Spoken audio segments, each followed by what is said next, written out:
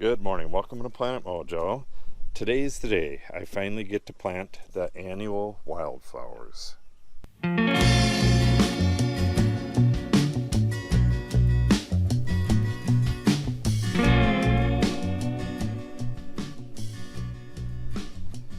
So we have 2 quarter-pound bags. One is entirely zinnias and one is an annual wildflower mix. So the zinnias are going to go here. What I got to do is do some hand weeding just in this area right here, and then I'm going to very lightly rake just to make the ground a little rougher so we don't have smooth spots like over there. These seeds need to be dropped on the ground. They shouldn't be buried. So that's what I'm going to do. I'm going to rough up the ground, try to evenly distribute 1/8 of a pound, which should be enough for 500 square feet. This is way less than that, so we should get really good coverage here. Drop the seeds. Well, first I'm going to mix them with sand. I'll show you that in a second. That just makes it a bulkier mix so that you can distribute it easier. So I'll mix them with sand, drop them on the ground, and then I'm going to just walk over the entire area and press them into the ground. Then I'm going to have to water them until they're about 8 inches tall, which kind of sucks, but it is what it is. Everything's late because of the COVID, so you got to do what you got to do. So with that said, I'm just going to start right here.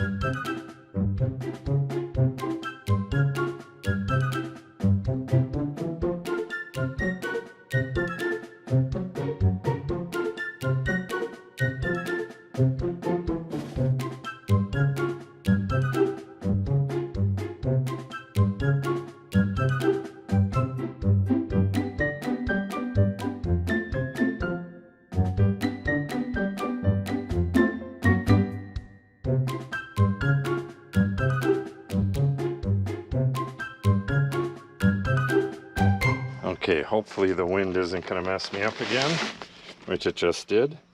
Alright, so the zinnias are first. I want to put half of these in the bucket. I have a bit of sand. Probably put a little more sand in there, but this is a small area, so I don't need too much sand. Alright, let me show you these zinnia seeds. They're pretty big. Kind of drop some in there. I don't quite have half yet.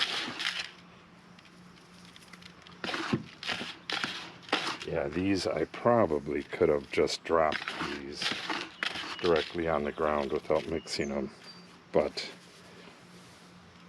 I think this will be best. Alright, that is probably half, and way more than enough zinnias for this little spot.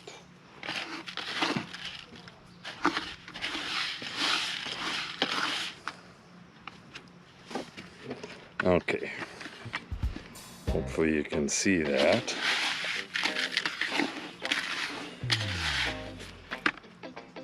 They're mixed in there pretty well. Now I'll just go back and forth in the garden and spread them in front of me so I'm stepping on it as I go by. And that should do it for this garden. Then I'll just water it in.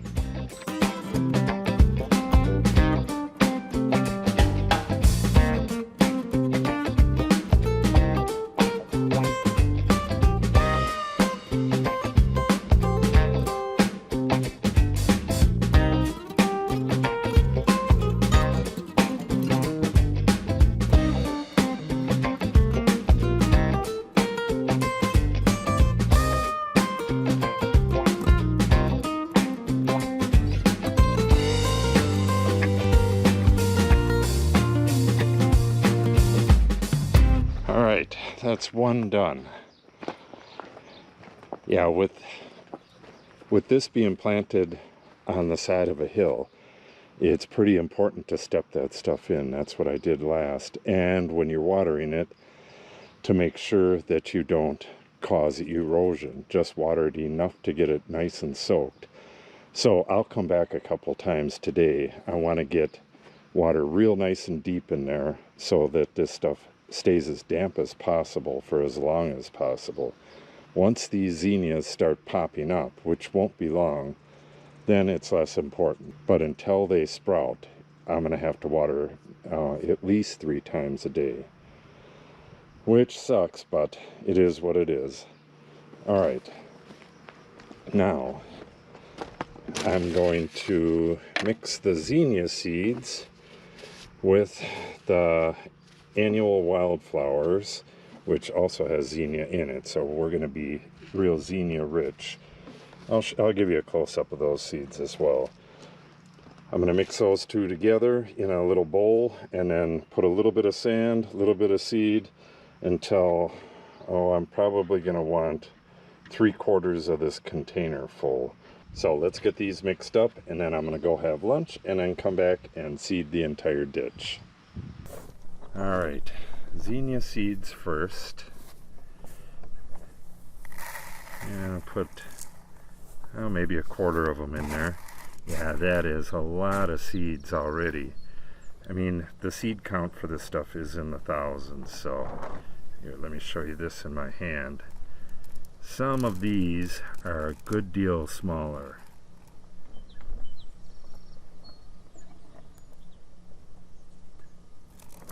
And the curly ones that look kind of like maggots,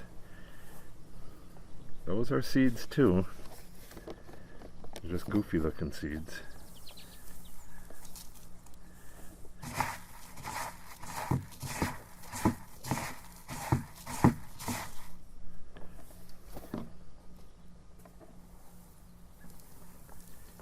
And again, this is a 1/4 pound of each seed mix. Well, one of them is a straight seed, the zinnia, and the other one is a mix. And I'm going to read you the types of flowers in there. I might as well do it now before I forget. It is bachelor button / cornflower, calendula, Cosmos Sensation Mix, zinnia, dwarf sunflower, African marigold, sweet sultan, Indian blanket, clasping cornflower, and Flanders poppy. And anyone who's planted poppies before knows how tiny those, well, if you've ever eaten something with poppy seeds on it, you know how small those seeds are. I would have to look it up, but this is many, many, many thousands of seeds. And we just want several hundred to grow.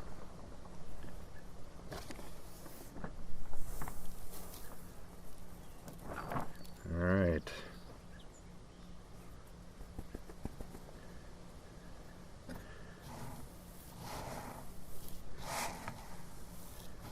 I don't want to spill this all over the place.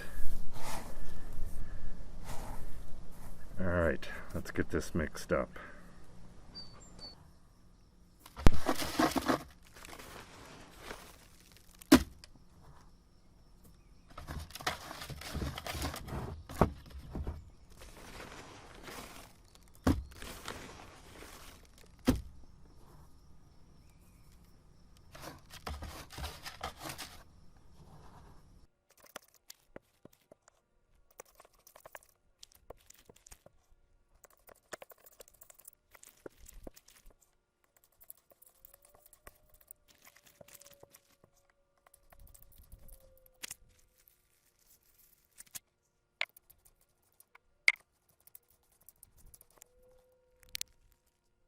All right, anywhere you look in here, you're going to find seeds. There's zillions of them in here.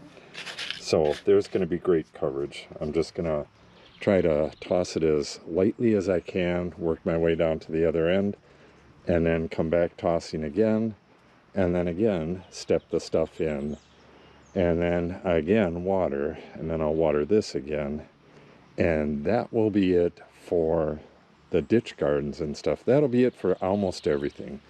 I have a couple grape plants left to go, and I'll probably do those tomorrow when I go do shoot thinning in the vineyard. But that should wrap it up, except for weeding for the front garden, the ditch garden. So I'm gonna go have lunch and then we'll go toss some seed. Okay, back from lunch, and I'm about to rake the seeds in here. Not actually rake them in, but I'm gonna rake this to loosen up the soil just a bit, toss the seed, and then walk on it, just like I did over there. I don't want to put it any place where it's going to shade my grasses that were just planted. And, you know, I'm kind of thinking, like right here, if I did this whole front, it'll shade this pretty good, but I think it'll be okay. But I'm not going to do any small little spots. I'll just do them 2 spots in the back over there, and a skinny little bit down through here, and then the whole front here, and then move on to the next one. There's a couple more areas in the back on that one, and then I have a real big area in the final one down there.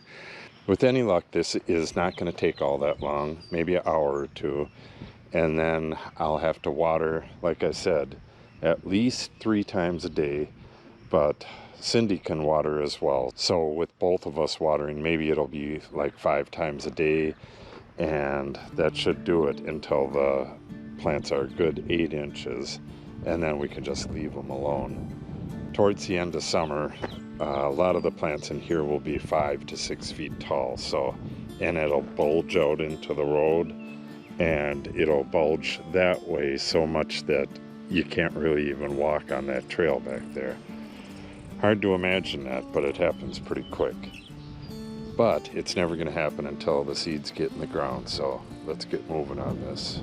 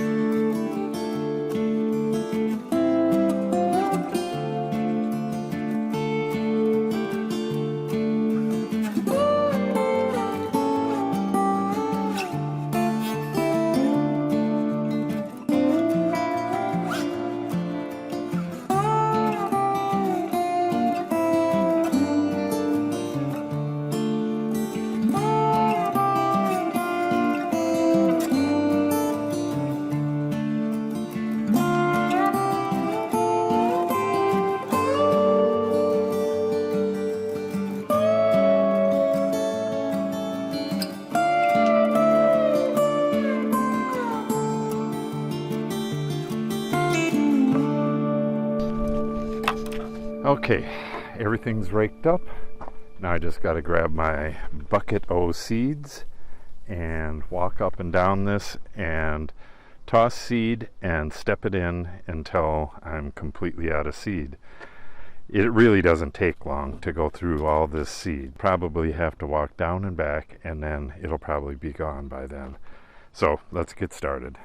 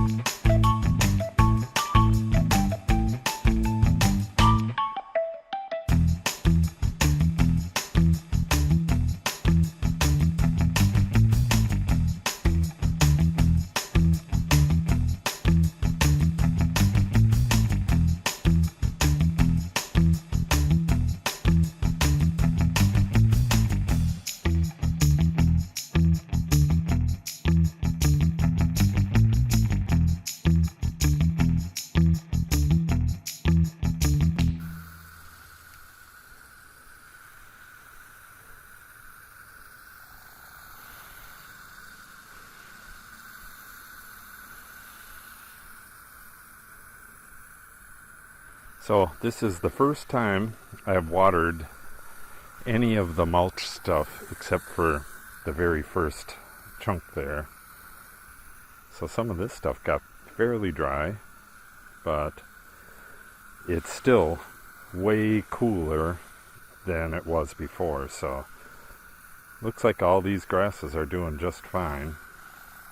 And as I said a couple times, I'm going to be watering these seeds many times a day until they're big enough to shade the ground themselves. It's going to be quite the task. But in the future, every year it's going to get smaller, the amount of area that I have to water.